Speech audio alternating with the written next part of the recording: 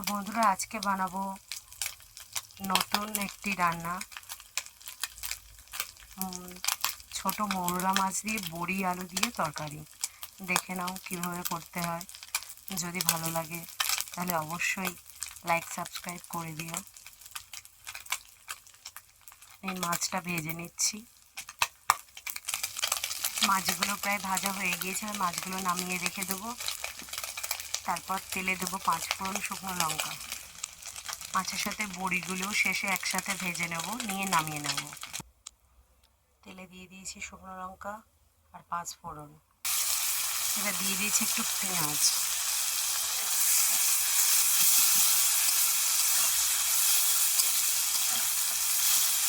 পেঁয়াজটা একটু ভাজা হলে দিয়ে দেবো আলু, সরু সরু করে কুচিয়ে রাখা।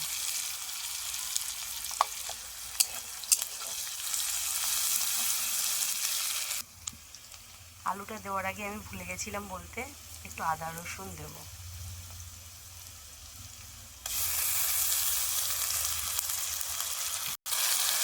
এবার আলুগুলো দিয়ে দিলাম।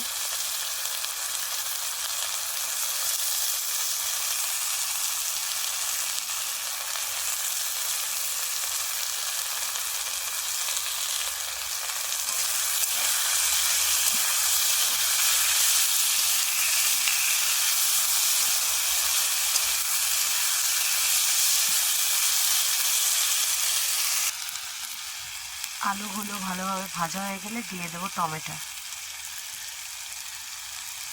আলুগুলো একটু ভালোভাবে ভাজা করে নিই।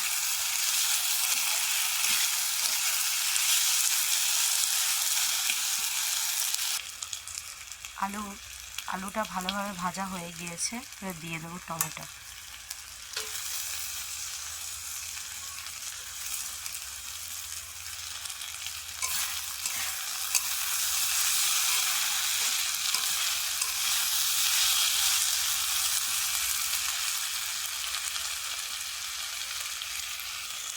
এবার দিয়ে দেবো একটু স্বাদ মতো লবণ, একটু হলুদ আর একটু চিনি।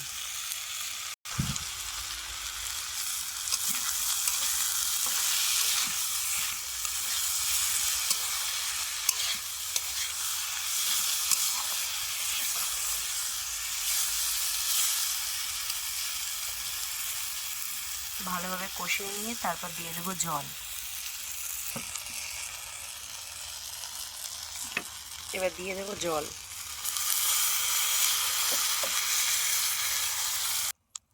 জলটাকে ভালোভাবে ফুটতে দেবো। ফুটে গেলে তারপর দিয়ে দেবো বড়ি আর মৌরলা মাছটা।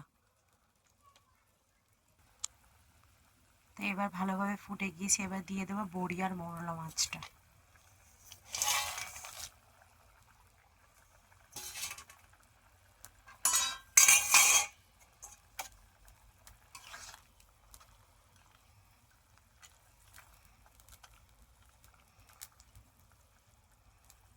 এবার একটু সামান্য ফুটতে দেব।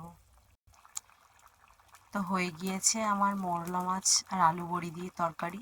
যদি তোমাদের ভালো লেগে থাকে তাহলে অবশ্যই লাইক সাবস্ক্রাইব করে দিও, আমাকে সাপোর্ট করো, পাশে থেকো। আবার দেখা হবে নতুন কোনো রান্নার রেসিপি নিয়ে। আজকে তবে টাটা।